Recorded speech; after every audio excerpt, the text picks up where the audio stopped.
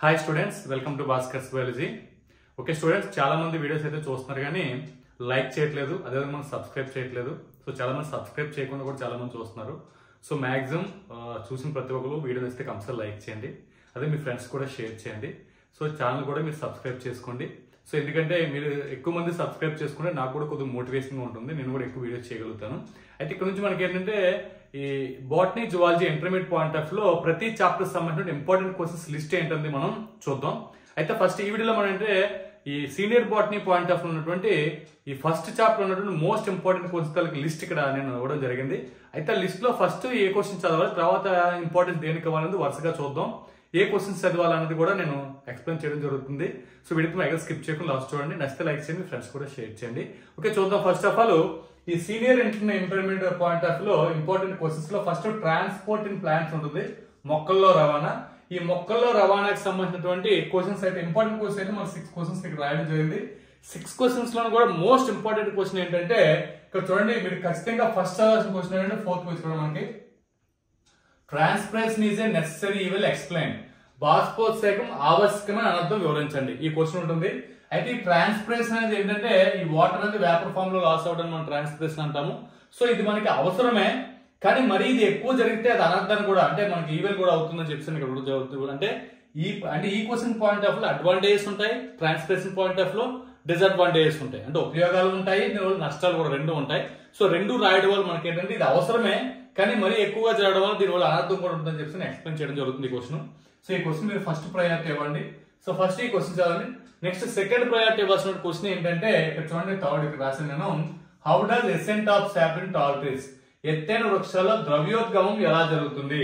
అంటే ఇక్కడ మనకి ఏమవుతుందంటే మొక్కల్లో యాక్చువల్ నీరు మనకి ఏమవుతుందంటే పైనుంచి కిందకి మనకి ఫ్లో అవ్వాలి.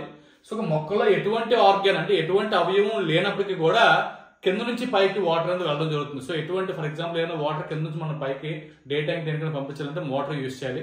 సో ఇక్కడ మనకి మోటార్ కూడా ఏమీ లేకుండా అట్లీస్ట్ అంటే ప్లాంట్స్ వచ్చేసరికి ఎటువంటి ఆర్గాన్ ఫర్ ఎగ్జాంపుల్ యానిమల్స్ లో ఈ బ్లడ్ సర్క్యులేట్ అవడానికి హార్ట్ ఉంటుంది, హార్ట్ ద్వారా మనకి పంప్ అవుతుంటుంది. కానీ ఎటువంటి ఆర్గాన్ లేకుండా వాటర్ దేవతకి కింద నుంచి పైకి వెళ్తుంది. దీన్ని మనం ఎత్తైన వృక్షాలు ద్రవ్యోద్గమం అంటాం, ఎసెంట్ ఆఫ్ సాప్ అంటాం.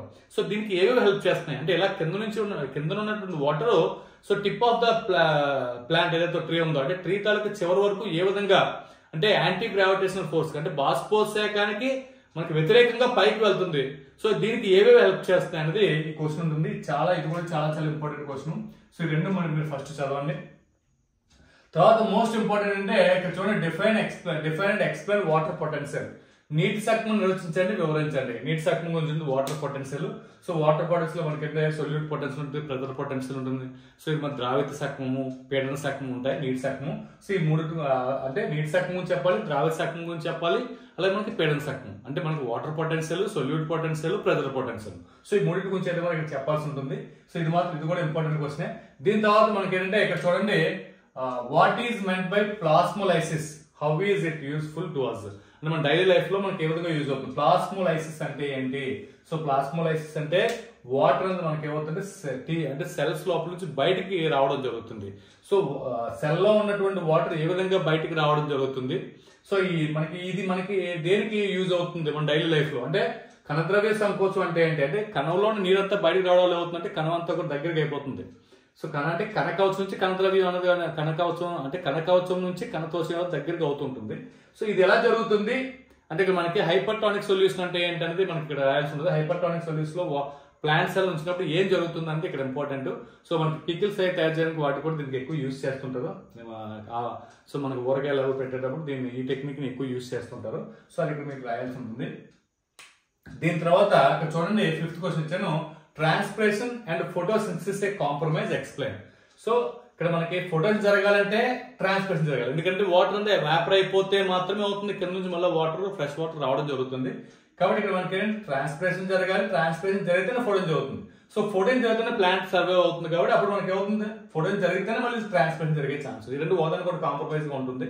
సో దీన్ని మనకి బాష్పోత్సేకం కిరణజన్య ఒక సర్దుబాటు వివరించడం జరుగుతుంది. ఇది కూడా ఇంపార్టెంట్ క్వశ్చన్.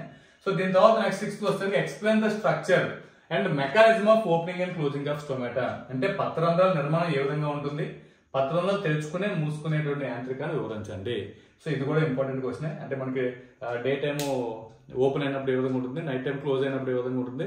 సో అక్కడ మనకి ఎటువంటి రియాక్షన్స్ జరిగితే మనకి ఓపెన్ క్లోజ్ అవుతుంది కూడా ఇక్కడ అబ్జర్వ్ అవుతుంది. అలాగే పత్రరంధ్రానికి అంటే మనకి స్టొమాటో స్ట్రక్చర్ లో మనకి ఏంటంటే చుట్టూ మనకి ఏదో అంటే మనకి స్టొమాటోకి సంబంధించినటువంటి చుట్టూ మనకి 2 రక్షక కణాలు ఉంటాయి. సో ఈ రక్షక కణాల గురించి వాటి యొక్క నిర్మాణం గురించి అయితే మనకి చెప్పాల్సి ఉంటుంది. సో అలాగే మనకి ఏ విధంగా తెరుచుకుంటుంది, ఏ విధంగా మూసుకుంటుంది, అంటే ఓపెనింగ్ ఏం జరుగుతుంది, క్లోజింగ్ ఎలా జరుగుతుంది కూడా మనం చెప్పాల్సి ఉంటుంది. సో ఇది మోస్ట్ ఇంపార్టెంట్ క్వశ్చన్ ఈ చాప్టర్ పాయింట్ ఆఫ్ వ్యూలో. కాబట్టి ఇవన్నీ కూడా మీరు ఖచ్చితంగా చదవండి. సో మన నెక్స్ట్ వీడియోలో ఏంటంటే నెక్స్ట్ చాప్టర్ లో ఉన్నటువంటి మోస్ట్ ఇంపార్టెంట్ క్వశ్చన్ అనేది డిస్కస్ చేయడం జరుగుతుంది. ఈ వీడియో మీకు ఎంతగానో హెల్ప్ అవుతుంది. నచ్చితే లైక్ చేయండి, షేర్ చేయండి, ఛానల్ సబ్స్క్రైబ్ చేసుకోండి. Thanks for watching. Thank you very much.